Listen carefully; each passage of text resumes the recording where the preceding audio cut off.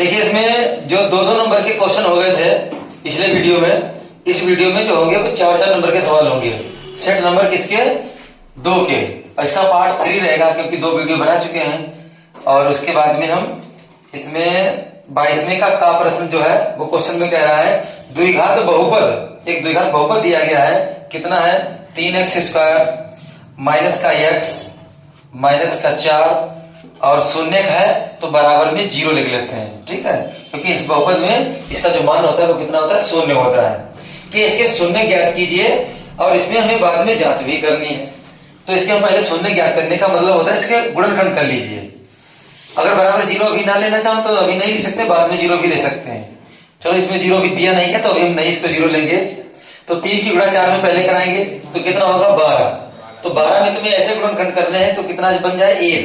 तो 4 3 12। अगर 4 से 3 जाएगा तो कितना बचेगा? 1 बचेगा। तो ये 3x² ऐसे रहेगा। गुणनखंड क्यों करते हैं? क्योंकि इसमें जो कॉमन हमें लेना है वो जोड़ा नहीं है। 3 पद यहाँ लिखे, हमें 4 पद चाहिए, इसलिए इसको तोड़ के लिखा जाता है। तो 3x² ऐसे माइनस 4x में से अगर हम 3x घटा दें, अगर यहां भी माइनस है और यहां भी तो माइनस लगा तो जुड़ जाएंगे, माइनस के 7x हो जाएंगे। लेकिन हमें तो माइनस 1x लाना है, इसलिए यहाँ पे निशान होना चाहिए क्या का? प्लस का। तब 4x में से 3x घटेंगे तब बचेगा माइनस का 1x और माइनस के 4 ऐसे और बाकी तो ऐसे रहेगा। अब ये चीज जो लिखी वही यहाँ भी है। देखो 3x² भी ऐसे ना, माइनस 4 भी ऐसे रहे। तुमने केवल इस x को तोड़ के लिख दिया 4x प्लस का 3x, ये है माइनस का 1x।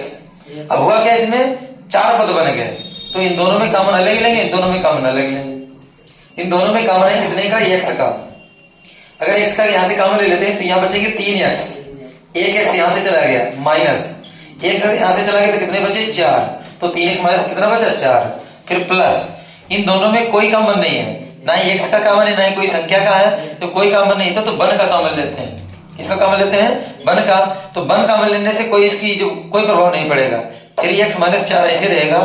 और उसके बाद में हम क्या करेंगे? अब 3x माइनस 4 यहाँ भी आ गया, 3x माइनस 4 यहाँ भी आ गया, ये दोनों में कॉमन ले लेते हैं। तो 3x माइनस ये 4 हमने कॉमन ले लिया, तो बचा कितना? x plus 1। अब इसका हमें क्या करना है? शून्य है। तो इस सवाल में जो शून्य के होता है तो इस बहुपद का मान कितना होता है? 0 होता है। यहाँ पे लिखेंगे क्योंकि 3x² माइनस x माइनस 4 का मान शून्य है। का मान क्या है? शून्य है। अगर इसका मान शून्य है तो इसका मान भी क्या होगा? शून्य होगा। तो इनके बराबर भी 0 लिखेंगे। 3x माइनस 4 और x प्लस 1 बराबर कितना? 0। तो एक एक करके लिख लेते हैं। यहाँ से x का मान निकालेंगे, एक यहाँ से निकालेंगे। तो यहाँ से निकालेंगे कितना आएगा? यदि 3x माइनस 4 बराबर 0, तो जब 4 को उधर भेजेंगे तो माइनस के हैं तो काय हो जाएंगे? प्लस के। तो 3 गुणे में है तो बटे में पहुंच जाएंगे। तो x का मान आ जाएगा कितना? 4/3। तो एक शून्य का आ गया कितना? 4/3। दूसरा शून्य के लिए इसको लिखेंगे यदि x प्लस 1 बराबर में 0, 1 को उधर भेजेंगे तो 1 का आएगा हो जाएगा माइनस का। तो एक शून्य कौन सा हो गया? ये माइनस का 1 हो गया। तो हमारे शून्य कितने आ गए? 4/3 और माइनस का कितना? 1। और बाद में इसकी जांच करेंगे। इतना पहले नोट करिए। देखो इसके 2 शून्य आ गए हैं, अब इसमें हमें जांच भी करनी है। तो हमने पहला सूत्र लगा दिया, शून्यकों का योगफल होता है माइनस x का गुणांक बटे में x² का गुणांक। यहाँ भाषा लिखी है शून्यकों का योगफल। तो हमारे जो शून्य का है उनको हम जोड़ेंगे। कितने कितने आए हैं? एक आया है 4/3 और एक आया है माइनस का 1। तो हमने इसके भाषा के अनुसार हमने लिख दिया 4/3 और प्लस का माइनस का 1। बराबर है तो बराबर लगाएंगे, माइनस है तो माइनस लगाएंगे। लिखा है x का गुणांक, तो x के गुणे में माइनस का 1 है तो माइनस 1 लिखेंगे। बटे में x² का गुणांक, x² का गुणांक 3 है तो 3 लिखेंगे। अब इसको हल करेंगे, 3 की तिरछी गुणा करेंगे, 3 एकन 3, ये 4 तो ऐसे रहेंगे। प्लस माइनस यहाँ हो जाएगा माइनस का, तो 3 एकन हो जाएंगे 3 और बटे में भी 3। बराबर में यहाँ माइनस हो गया प्लस का 1/3। यहाँ 4 से 3 गया, यहाँ भी 1 बचा, बटे में कितना? लेकिन यहाँ 3 थे बटे में, यहाँ बटे में कितने हैं? बटे में 3 है। तो यहाँ कितना बचा? 1 और बटे में कितना? 3। यहाँ भी कितना बचा? 1/3। तो ये हमारा क्या हो गया? बराबर आ गया। इसका मतलब ये शून्य सही है। लेकिन अभी हमें दूसरे सूत्र से भी जांच करनी है, तो इसको मिटा देते हैं दूसरा सूत्र भी। लेकिन शून्य ध्यान रखना, ये 2 शून्य का है। तो ये दूसरा सूत्र जो होता है वो क्या होता है, शून्यकों का गुणनफल बराबर में क्या होता है, अचर पद।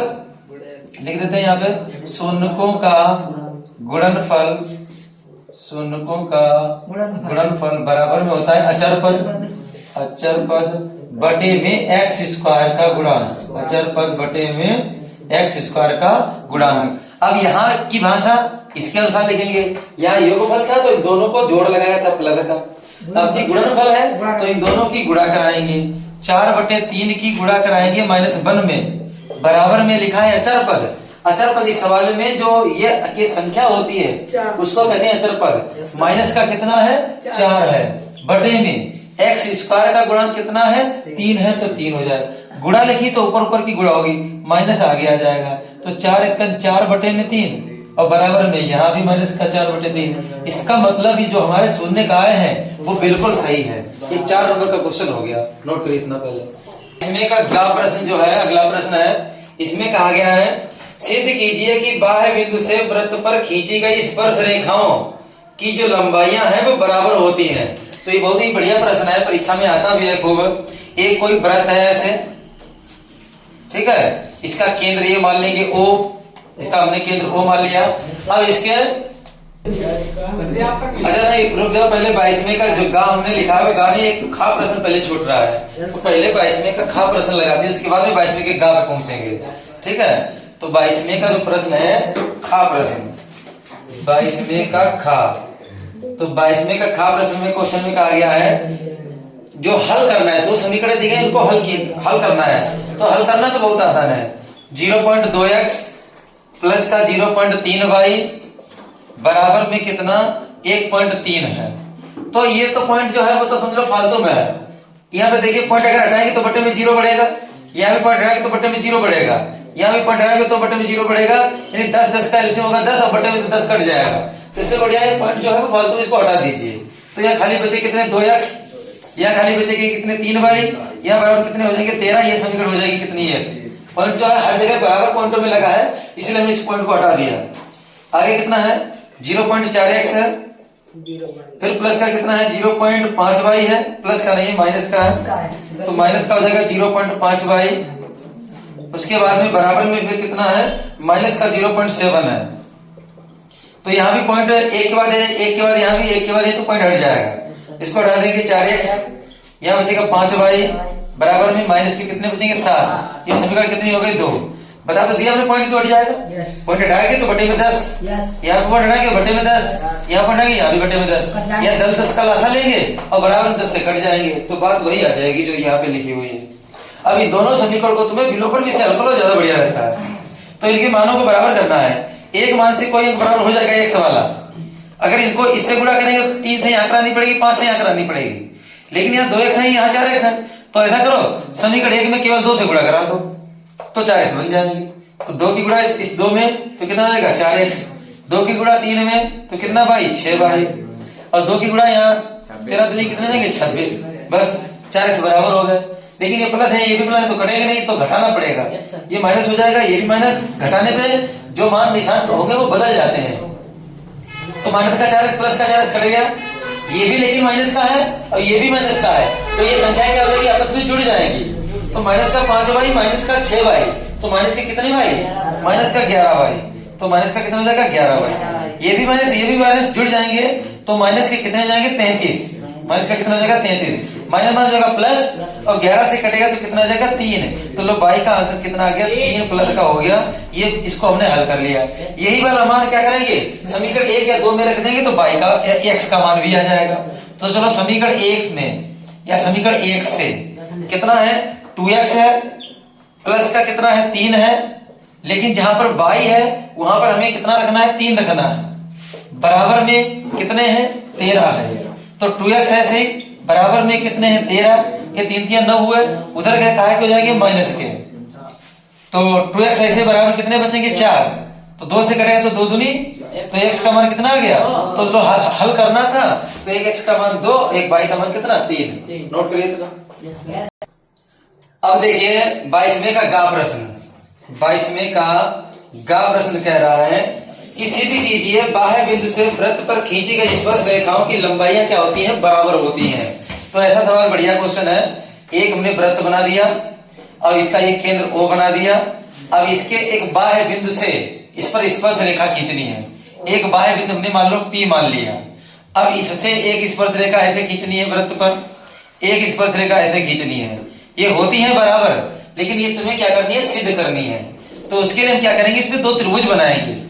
एक इस आकृति को केंद्र से इस बिंदु को मिला लेंगे, यहाँ वृत्त की त्रिज्या है और इसको ऐसे इस पे लंब डाल देंगे। तो वृत्त की त्रिज्या स्पर्श रेखा एक दूसरे पर लंब होती है, इसका नाम A रख देंगे। ऐसे इस त्रिज्या को भी यहाँ मिला देंगे, ये भी लंब हो जाएगा, इसका नाम B रख देंगे, क्योंकि वृत्त की त्रिज्या स्पर्श रेखा पर क्या होती है, लंब होती है। अब ये दोनों त्रिभुज में हमें क्या करना है, सर्वांगसम बनाना है। अगर दोनों त्रिभुज सर्वांगसम बन गए तो सर्वांगसम का ही नियम होता है, संगत भुजाएं बराबर होती हैं। सर्वांगसम में संगत भुजाएं क्या होती हैं, बराबर होती हैं। तो इन दोनों त्रिभुज में हमें क्या क्या निष्कर्ष देखेगा वो लिखेंगे। पहले हमें जो आंसर लाना है वो लिखते हैं, सिद्ध करना है। सिद्ध क्या करना है, PA के बराबर में PB, यानी जो स्पर्श रेखा है वो आपस में क्या होनी चाहिए, बराबर होनी चाहिए। तो हम इसके लिए दो त्रिभुज हमारे पास है, त्रिभुज OAP तथा दूसरा त्रिभुज OBP में, यानी हमें इसमें जो निष्कर्ष दिखाई दे रहे हैं वो हम निष्कर्ष लिखेंगे। पहले सबसे पहले तो एक कोण दिया गया है, कोण OAP किसके बराबर है, कोण OBQ के, क्योंकि इस वाले त्रिभुज में ये वो कोण है, इस वाले त्रिभुज में ये है, तो हाँ वो P नहीं है, मतलब Q नहीं है, OBP है, कोण OBP है। तो ये क्यों बराबर है, क्योंकि ये बराबर में क्या है, 90 है, 90 कोण बना रहे हैं। एक और क्या निष्कर्ष दिख रहा, ये भी वृत्त की त्रिज्या, ये भी वृत्त की त्रिज्या, त्रिज्याएं आपस में क्या होती है, बराबर होती हैं। तो OA के बराबर में OB, ये क्यों बराबर है, क्योंकि ये त्रिज्याएं हैं, इनको लिख देंगे, ये त्रिज्याएं भी आपस में क्या होती हैं, बराबर होती हैं। एक और हमें इसमें दिख रहा, OP जो भुजा है वो दोनों त्रिभुजों में है, उधर भी है इधर भी है। तो OP बराबर OP, ये क्यों बराबर है, क्योंकि इसको कहेंगे उभयनिष्ठ। उभयनिष्ठ का मतलब होता है जो दोनों में कॉमन बोलते हैं, तो ये उभयनिष्ठ है। तो इतनी जब आकृति इसका मतलब बन जाती है, इतनी स्थितियां आ जाती हैं तो कसौटी बनती है, तो इसको हम कहेंगे ये दोनों त्रिभुज कैसे हो जाएंगे, सर्वांगसम हो जाएंगे। अतः हम यहाँ पे कहेंगे त्रिभुज OAP सर्वांगसम का मतलब ये ऐसे बनता है, सर्वांगसम। त्रिभुज OBP, अगर त्रिभुज सर्वांगसम है तो उनकी संगत भुजाएं क्या होंगी, बराबर होंगी। तो जैसे इसकी ये तो बराबर थी, OP बराबर OP था, अब खाली एक बची, कौन सी, PA और PB बची, तो ये भी बराबर हो जाएगी। तो अतः PA बराबर में क्या हो जाएगा, PB। अगर सर्वांगसम होता तो उनकी संगत भुजाएं क्या होती हैं, समानुपाती होती है, नहीं संगत भुजाएं बराबर होती हैं। अगला प्रश्न 22वें का घा प्रश्न। त्रिभुज ABC की भुजा BC पर एक बिंदु D इस प्रकार है। एक त्रिभुज ABC है, एक त्रिभुज हमने बना दिया जिसका नाम रखा गया है ABC। एक त्रिभुज ABC में एक बिंदु D इस प्रकार है और ये BC पर है बिंदु D, तो हमने मान लो BC पर एक बिंदु D मान लिया। तो BC पर एक बिंदु D हो गया, इस प्रकार है कि कोण ADC बराबर में कोण BAC, कोण ADC बराबर में कोण BAC। ये प्रश्न में हमें क्या रखा है, दिया गया है, ये प्रश्न में दिया गया, तो इसका मतलब कौन सा कोण बराबर हो जाएगा, ADC।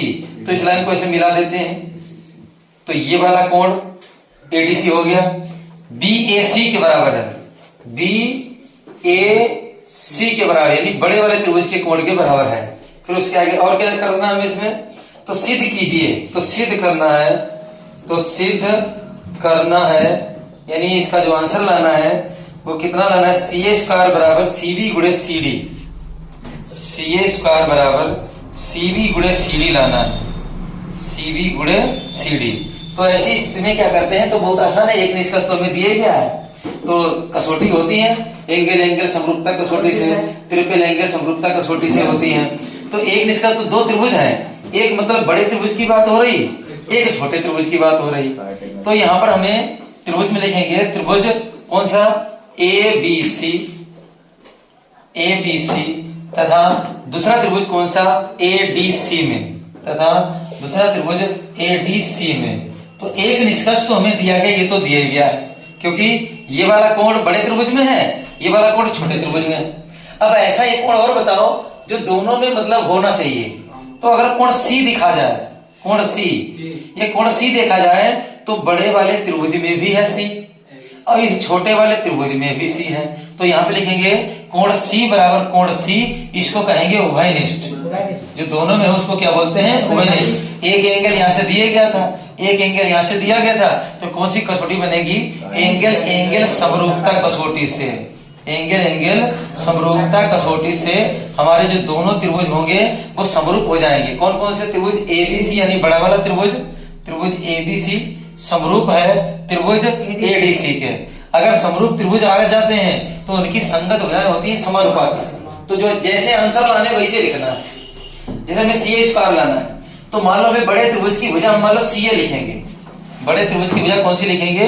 सीए लिख लिया, ठीक है। अब फिर बटे में छोटे त्रिभुज की भुजा लिखनी है, बड़े त्रिभुज की भुजा कौन सी लिख ली? सीए। अब छोटे त्रिभुज की भुजा कौन सी लिखना चाहिए मुझे? सीबी। नहीं, छोटे त्रिभुज की भुजा में कौन सी लिखनी? आंसर भी वही देना चाहिए जो है। छोटे त्रिभुज की भुजा लिखना है सीडी, कौन सी लिख लें? सीडी लिखें। तो छोटे त्रिभुज की भुजा कौन सी लिख लेंगे? सीडी लिख लेंगे। अब बराबर में अगर सीए स्क्वायर लाना है तो मतलब तिरछी गुणा करेंगे तब सीए स्क्वायर बनेगा, यानी सीए बटे में है। अब तुम क्या करोगे? फिर से बड़े त्रिभुज की भुजा लिखोगे। तो बड़े त्रिभुज की भुजा अपनी कौन सी आनी चाहिए? बड़े त्रिभुज में यहां से यहां तक सीबी है, देखो सीबी तो उत्तर में दिया गया, तो यहां से यहां तक बड़े त्रिभुज की भुजा कौन सी है? सीबी। तो बटे में जो ऊपर लिखोगे वो कौन सी लिखोगे? सीबी। अब फिर लिखना है तुम्हें छोटे त्रिभुज की भुजा, अब छोटे त्रिभुज की सीए लिख लो, क्योंकि सीए स्क्वायर तभी बनेगा। छोटे त्रिभुज की कौन सी लिख लो? सीए। अब तिरछी गुणा कर दो, सीए की सीए में गुणा सीए स्क्वायर बराबर में इन दोनों की गुणा क्या हो जाएगी? सीबी गुणे सीडी। तो सीबी गुणे सीडी, यही हमें आंसर लाना था। ये हो गया 4 नंबर का क्वेश्चन, नोट करिए। देखिए अब ये क्वेश्चन है अगला 22वें का, इसमें कहा गया है माध्यक ज्ञात कीजिए। तो इस क्वेश्चन को हमने उतार लिया है। माध्यक ज्ञात करने के लिए हमें संचय बारंबारता ज्ञात करनी है। देखो संचय बारंबारता निकालने का नियम क्या है? 14 ऐसे रहेगा और 14 में 63 जोड़ते चले जाइए। 14 में 56 जोड़ेंगे तो हो जाएंगे 70, 70 में 60 जोड़ेंगे तो हो जाएंगे 130, 130 में 86 जोड़े तो 0 मतलब 6 रहेंगे। अब 8 3 11 हासिल लगा 1, अब 1 अभी कितना जाएगा? 216 आ जाएगा। 216 में अगर हम 74 जोड़ते हैं, 74 में अगर 16 जोड़ते हैं तो कितने हो जाएंगे? 90 हो जाएंगे। तो हो जाएंगे 290। तो 290 में अगर 62 जोड़ेंगे तो 2 ऐसे रहेंगे और 9 6 15 हो जाएंगे, हासिल लगेगा कितना? 1। तो 300 कितने हो जाएंगे? 52 हो जाएंगे। 352 में 48 अगर जोड़ेंगे तो हो जाएंगे 400। तो यानी ये संचय बारंबारता आ गई, कितनी आ गई? 400। अब बारंबारताओं का जोड़ भी 400 होना चाहिए, उसको लिखते हैं n से। 8 2 10 4 14 और 6 20 और 6 26 और 4 30। जोड़ इसलिए रहे हैं, आने तो 4 ऐसे हैं, बाई चांस गलती हो जाए तो इसलिए अपने जोड़ लिया करो। तो वहां से 4 थे 4 4 8, 8 से 14, 14 और 7 21 और 8 कितने? 29 और 6 35 और 5 कितने? 40 और ये कितना? 41 हो रहा। फिर से जोड़ते हैं 4 4 8 6 14 और 7 कितने? 21 और 8 29, 29 6 35, 35 और 4 35 और 5 40 और ये 41 क्यों हो रहा? हासिल यहाँ कितने लगे थे? लास्ट में 8 2 10, 10 4 14, 14 6 कितने? 20, 20 और 6 कितने? 26 और कितने? 30 ही हुए। हम 40 सोच रहे थे, हासिल 4 नहीं लगे हैं, 3 लगे हैं। तो 3 लगे तो इसका मतलब फिर सही है, तुम्हारे कितने आ जाएंगे? 40। 41 नहीं हो गए, हासिल 3 लगे हैं। तो n का मान कितना आ गया? 400 आ गया। अब तुम्हें माध्यक चाहिए, माध्यक का सूत्र लिख दिया हमने, n प्लस n बटे 2 माइनस cf बटे f गुणे में कितना? h। अब वो सभी मान कैसे निकालते हैं? यहाँ का n बटे 2वां पद निकालेंगे। क्या करेंगे? n बटे 2वां पद, n बटे 2वां पद। तो 400 है n का मान, बटे में 2वां पद है। तो 2 से इसको जब हम काटेंगे तो कितना आ जाएगा? 200 पद। कितना आ जाएगा? 200वां पद। तो 200 इसमें देखेंगे किस पद में आएगा? 130 अगर देखेंगे 130 के जैसे ऊपर बढ़ेंगे तो 200 इसमें आ जाएगा। तो इसके सामने वाला रहता है यफ, इसके यहाँ ये अंतराल जो होता है ये रहता है यल, छोटा वाला मान निम्न सीमा वाला। इसके जस्ट ऊपर वाला रहता है सीएफ और बाकी खाली एक रहेगा यच। इनके बीच में अंतर कितना है? 5 का। तो वो यच का मान कितना हो जाएगा? 5। बस आसानी से अब सूत्र में मान रखा है, इसको हल कर लेंगे, पूछ रही नहीं है सवाल में। अब हम क्या करेंगे, एल की जगह पर हम कितना रखेंगे, 30 रख देंगे, प्लस एन की जगह 400 बटे में 2 माइनस सी एफ की जगह 130 रखेंगे, और बटे में एफ की जगह रखेंगे कितना 86, और गुणे में एच की जगह कितना रखेंगे 5। यहाँ कटेंगे तो 200 बचेंगे, तो 30 ऐसे ही, प्लस इसमें से कितने गए तो 70 बचे, बटे में 86, गुणे में कितना 5, 30 ऐसे ही, प्लस 7 बचे 35, और 0 ऐसे ही, बटे में कितना 86। तो इसको हम क्या करेंगे, इसको भाग कर दीजिए, 4 से कटेगा ये, 4 4 8 32, कितने बचेंगे 3, 4 से नहीं कटेगा, चलो 2 से काट देते हैं, 2 चक्कू 8, 2 3 6, तो 2 यहाँ से कटेंगे, 2 1 कम 2, 1 बचा, 2 7 14 हो जाएंगे, 1 बचा, 2 5 10, तो 30 प्लस 175 बटे में कितना 43। इसको 43 को इसमें भाग करना है और फिर इसको जोड़ना है, कितना अपने आप कर लीजिए, नोट करिए इतना। देखो इसको हम भाग कर देते हैं, हमने भाग किया अभी, तो ये पाया है इसमें 4.069 आया है। जब इसको जोड़ेंगे तो 34.0, अगर ये 9 छोड़ते हैं तो बड़ी संख्या, तो यहाँ पे हम 7 ले सकते हैं, तो 34.07 इसका आंसर हो जाएगा, नोट करिए। देखो अब इसमें तुम्हारे वैसे परीक्षा में तो तुम्हें 5 ही प्रश्न करने हैं, अब 5 तो हो गए, लेकिन हम तुम्हें यहाँ बता रहे हैं तो सभी प्रश्न बताएंगे, तुम वहां परीक्षा में 5 ही प्रश्न करना चाहते। उसके बाद इसमें प्रश्न में कहा गया है, एक पासे को एक बार फेंका जाता है, तो पासे को जो फेंकते हैं तो उसकी कुल स्थितियां कितनी बनती हैं, पासे में कुल स्थितियां 6 होती हैं। तो पासे में जो कुल स्थिति होती है वो 1 2 3 4 5 6 होती हैं, तो पासे में स्थितियां। तो निम्न को प्राप्त करने की प्रायिकता ज्ञात कीजिए। तो पहले खंड में कहा गया एक अभाज्य संख्या, एक अभाज्य संख्या, तो अभाज्य संख्या वो होगी जो किसी से नहीं कटती, खुद तो अपने आप तो कटती है, लेकिन कोई दूसरी संख्या से विभाज्य नहीं होती है। तो जैसे 1 तो विषम में आता है, अभाज्य संख्या में लिखनी है, 2 भी तुम्हारी होती है अभाज्य, 3 भी है अभाज्य, 5 भी है अभाज्य, ये खुद से कट रहे लेकिन किसी और से नहीं कट रहे। जैसे 2 1 2, 3 1 3, 5 1 5, तो ऐसी संख्या को बोलते हैं अभाज्य संख्या। तो इसकी हमें प्रायिकता चाहिए। तो अभाज्य संख्या की जो प्रायिकता होगी, प्रायिकता का सूत्र होता है अनुकूल स्थिति बटे में कुल स्थिति।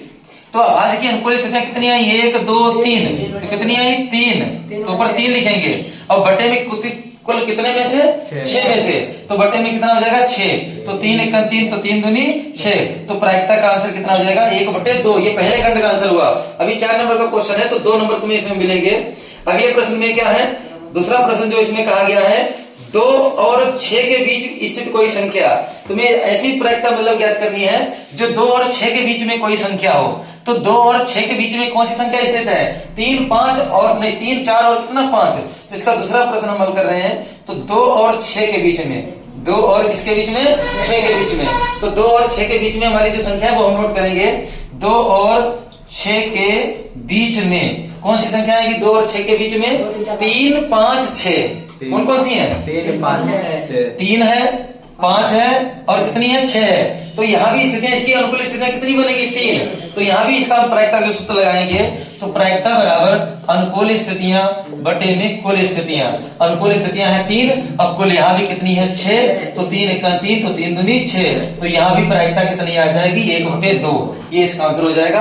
अब ये तुम्हारे 4 नंबर के सभी क्वेश्चन हो गए। अब 6 नंबर के क्वेश्चन बचे हैं, वो अगले वीडियो में बनाएंगे। आज के लिए इतना पर्याप्त।